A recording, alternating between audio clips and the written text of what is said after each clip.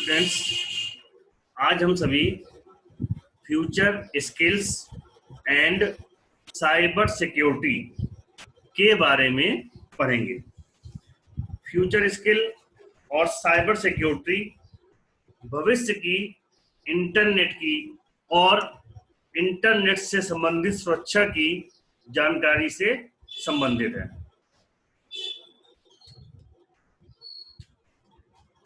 जैसा कि आप स्क्रीन पर देख पा रहे हैं, फ्यूचर स्किल में इंटरनेट भविष्य में मानव जीवन के लिए क्या उपयोग हो सकता है और वह मानव जीवन के लिए क्या सहायता कर सकता है, इसके बारे में है।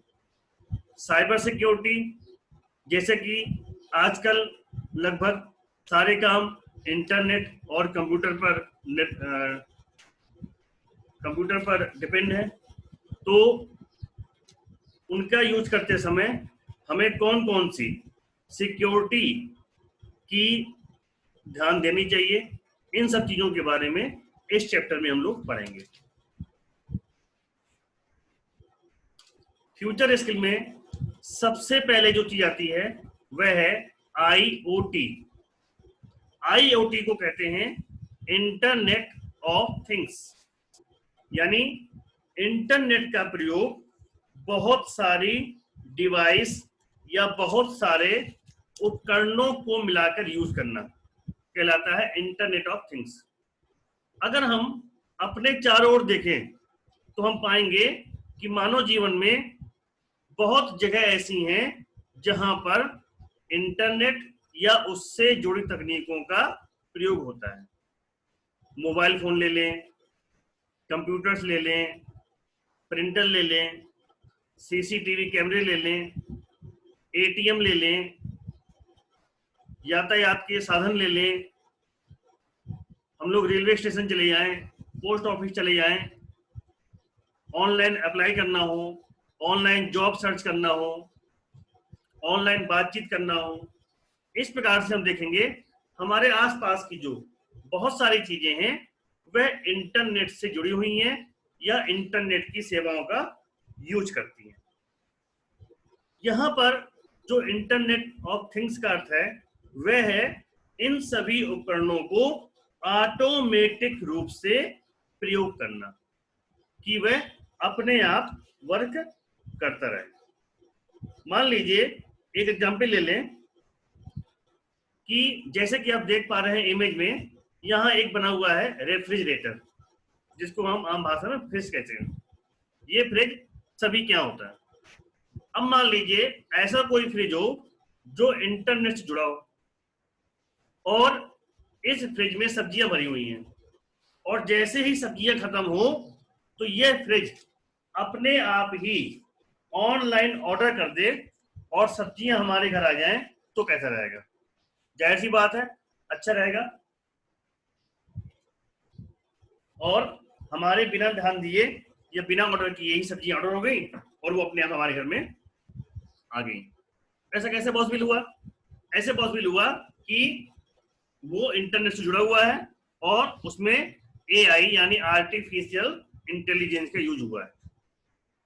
जैसे कि शॉपिंग मॉल्स होते हैं बड़े बड़े, हम वहां देखते हैं कि उन शॉपिंग मॉल में बहुत सारे प्रोडक्ट्स होते हैं। अगर आप गिनने बैठो तो आप देखोगे हजारों प्रोडक्ट्स वहां होते हैं और वहां उन सब की बिक्री होती है, लोग खरीदते हैं। तो आप ये बताइए, इतने बड़े स्टोर को कैसे मैनेज करते हैं? वहां पे जो स्टॉक है, जो वस्तुएं हैं, वे कैसे आती हैं? कोई चीज खत्म हो गई कैसे पता लगता है? तो वहां पर भी सारी चीजें कंप्यूटराइज्ड और इंटरनेट से जुड़ी होती हैं। जैसे जैसे प्रोडक्ट सेल होते जाते हैं वैसे वैसे ही जहां से वो आते हैं वहां अपने आप ही ऑर्डर चले आते हैं और अपने आप वहां पे फिर वो प्रोडक्ट आ जाते हैं। तो इस प्रकार से इन तकनीकों को यूज होता है कि ऑटोमेटिक रूप से ये सारी वस्तुएं काम करती हैं। जैसे हम यहाँ देख रहे हैं, अब ये कार बनी हुई है या ये लाइट्स बनी हुई हैं, ये माइक्रोवेव ओवन बना हुआ है, ये सारी चीजें आजकल इंटरनेट से जुड़कर स्मार्ट तरीके से काम कर रही हैं। जैसे हमने सुना होगा स्मार्ट वॉच, स्मार्टफोन, तो ये क्या है, ये इंटरनेट से जुड़ी हुई हैं और ऑटोमेटिक तरीके से वर्क करती है। इन्हीं को हम कहते हैं इंटरनेट ऑफ थिंग्स। इसका मतलब है कि हम किसी भी डिवाइस को इंटरनेट से कनेक्ट करके ऑटोमेटिक रूप में उससे कार्य ले पाए। इससे क्या होता है, इससे समय बचता है, गोपनीयता रहती है, सिक्योरिटी रहती है। इन सब का हम लोग यूज करते हैं इंटरनेट ऑफ थिंग्स में। अब हम देखते हैं डिटेल से कि इंटरनेट ऑफ थिंग्स का यूज कहाँ पर है। एप्लीकेशन ऑफ IoT, यानी IoT इंटरनेट ऑफ थिंग्स का यूज कहाँ पर है। तो देखिए आपके सामने ये स्क्रीन पर कुछ ऑप्शंस दिखाई दे रहे हैं। जैसे पहला ऑप्शन है वियरेबल डिवाइसेस। वियर मीन्स होता है पहनना, और ये क्या है, वियरेबल डिवाइस यानी ऐसे उपकरण जिनको हम पहन सकते हैं। जैसे मान लीजिए कोई पेशेंट है और उसको हमने एक डिवाइस पहना दी और वह डिवाइस उसके शरीर के तापमान को या उसकी हृदय की गति को माप रहा है। या बहुत सारे ट्रैकर आते हैं, ऑनलाइन ट्रैकर या डिजिटल ट्रैकर बोलते हैं। उस पर क्या होता है कि आपने उसको पहन लिया तो आपने दिन भर में कितने कदम चले, कितनी दूरी चली, आपने कितनी एनर्जी खर्च की, इस प्रकार से भी जानकारी मिल जाती है। ये सारे होते हैं वियरेबल डिवाइस, यानी जिनको हम पहन सकते हैं। इसी प्रकार से जो दूसरा इसका यूज है वह है connected vehicles. Connected vehicles means जुड़े हुए साधन या जुड़े हुए वाहन। जैसे कि हम लोग देखते हैं कि अगर हम कोई पुरानी सीरियल, पुरानी फिल्म देखें तो हम देखेंगे कि उसमें जब लोग कहीं जाते थे तो कागज के नक्शे लिए रहते थे। अब बताइए आजकल क्या कोई कागज के नक्शे लेता है? कोई भी अब कागज के मैप यूज नहीं करता। अब क्या करते हैं हम लोग, अब जो व्हीकल्स हैं, जो वाहन हैं, वो इंटरनेट द्वारा गूगल मैप आदि डिवाइस से जुड़े हुए हैं, जिसे ग्लोबल पोजीशनिंग सिस्टम भी कहते हैं, GPS भी कहते हैं। तो उससे क्या होता है कि हम कहीं जा रहे हैं तो उसका मैप अपने आप हमें अपनी स्क्रीन पर दिखाई देता रहता है। और ये काफी ऑटोमेटिक और काफी एडवांस है, आधुनिक भी है, और ये ऑटोमेटिक रूप से चलता रहता है।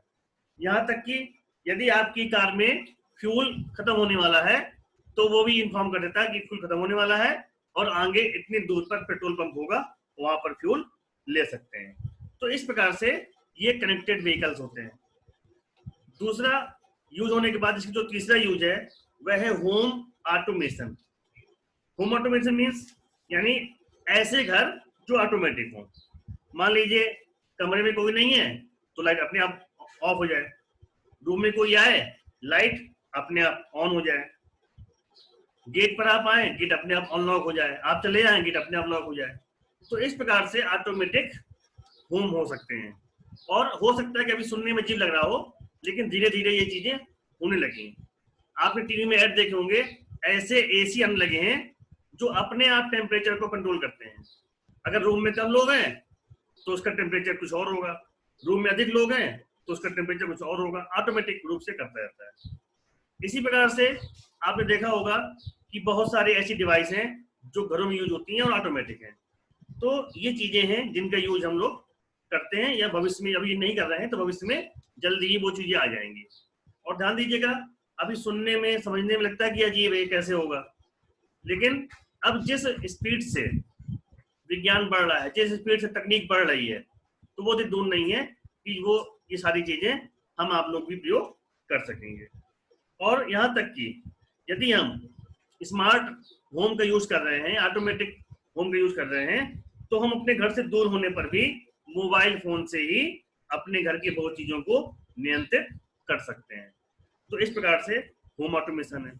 इसके बाद में जो इसका चौथा प्रयोग है वह है लोकेशन बेस्ड सर्विस।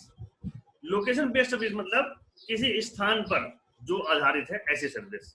जैसे एग्जाम्पल के लिए पहली सर्विस जो है लोकेशन बेस्ड सर्विस में, जो एग्जाम्पल है मुख्य रूप से, वह पहला एग्जाम्पल है ट्रैकिंग चिल्ड्रन। इसमें क्या होता है कि आज जो वर्तमान स्थितियां चल रही हैं उसको देखते हुए हमें या गार्जियन को अपने छोटे बच्चों की काफी फिक्र रहती है। वो स्कूल जा रहे हैं या कहीं खेलने जा रहे हैं पार्क में, तो उनकी देख रेख कैसे हो, तो उनकी जो ट्रैकिंग है, ट्रैकिंग मीन्स वो कहाँ पर है इस समय, वो भी हम IoT का यूज करके कर सकते हैं। यानी हमने उनको कोई ऐसी डिवाइस दे दी या ऐसा कोई मोबाइल फोन दे दिया जिससे हम उसकी लोकेशन को ट्रैक कर सके कि बच्चे हमारे कहाँ पर हैं, और वो हमारे मोबाइल फोन पे दिखता रहेगा। ऐसे बहुत सी डिवाइस आती हैं जो हम अपनी मोटरसाइकिल, अपनी कार पे लगा सकते हैं। यदि किसी कार से कोई कार खो गई, चोरी हो गई, तो उसको भी हम ट्रैक कर सकते हैं कि किस प्रकार से वो कहाँ पर है। तो ये ट्रैकिंग कर सकते हैं बच्चों के भी और वस्तुओं के भी। इसके बाद में आता है Elder care. Elder care means होता है जो बुजुर्ग व्यक्ति हैं घर के, उनकी केयर करना। मान लीजिए वो टहलने गए हैं और बहुत देर से घर नहीं आए हैं, कहीं रास्ता भटक गए हैं, खो गए हैं, तो यदि ऐसी कोई डिवाइस लिए हुए हैं वो लोग जिससे हम लोकेशन उनकी पा सकते हैं, तो उनको हम जाके ढूंढ सकते हैं। तो इस प्रकार से एल्डर केयर भी कर सकते हैं। और जो तीसरा है C नंबर, उसे कहते हैं लोकेशन बेस्ड मार्केटिंग, यानी लोकेशन बेस्ड विज्ञापन। अब ये कैसे होता है? मान लीजिए आप अपनी कार से कहीं जा रहे हैं और आप गूगल मैप का यूज कर रहे हैं। अब दोपहर का समय हो रहा है 12-1 बजे का, तो 12-1 बजे का समय होता है लंच का और लोगों को भूख लगती है। तो क्या होगा, आप जा रहे हैं तो गूगल मैप से अपने आप वॉइस आएगी कि यहाँ पर ये रेस्टोरेंट है, ये होटल है, यहाँ पे आप लंच कर सकते हैं। यानी वो अपने आप रास्ते को समझते हुए या टाइम समझते हुए अपने आप ही आपको सर्विस बता देगा। कैसे बता दिया? क्योंकि उस होटल ने उसकी सर्विस ली हुई है कि जैसे कोई यहाँ से निकले और दोपहर का समय हो रहा हो तो अपने आप उसमें अनाउंसमेंट हो जाए। तो इस प्रकार से लोकेशन बेस्ड विज्ञापन या मार्केटिंग भी होती है। तो इस प्रकार से IoT यानी इंटरनेट ऑफ थिंग्स का यूज होता है।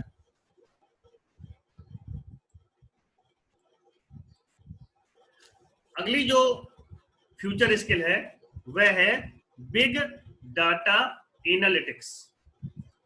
बिग मीन्स होता है बहुत ज्यादा, डाटा मीन्स होते हैं आंकड़े, और एनालिटिक्स मीन्स होता है विश्लेषण। हिंदी में कहते हैं एनालिटिक्स को विश्लेषण। यानी जब भी कोई, आप ऐसे समझ सकते हैं एक सिंपल से एग्जांपल से, मान लीजिए हमारे घर में कोई फंक्शन होना है, मान लीजिए कोई मैरिज है, तो क्या जब कोई मैरिज का फंक्शन होता है तो क्या हम लोग बिना कुछ ही अरेंजमेंट किए, बिना कुछ सोचे समझे ही कार्यक्रम कर लेते हैं? नहीं करते हैं। पहले हम लोग सबसे पहले क्या देखते हैं कि कितने गेस्ट आने वाले हैं। सबसे पहले यही क्वेश्चन होता है कि कितने गेस्ट आएंगे। क्यों? अगर हमको यही पता नहीं होगा कितने गेस्ट आएंगे तो हम उनके लिए अरेंजमेंट नहीं कर पाएंगे। तो हमने क्या किया, ये पता किया कितने गेस्ट आएंगे। फिर जब हम ये जान गए कितने गेस्ट आएंगे तो उसके हिसाब से हम फिर सारी व्यवस्थाएं देखते हैं कि कम कीमत में अच्छी व्यवस्थाएं कैसी हो सकती हैं। तो ये एक बहुत सिंपल सा एग्जांपल है जिसको हम कह सकते हैं डाटा एनालिटिक्स। यानी हमने सबसे पहले क्या देखा कि कितने लोग आने वाले हैं।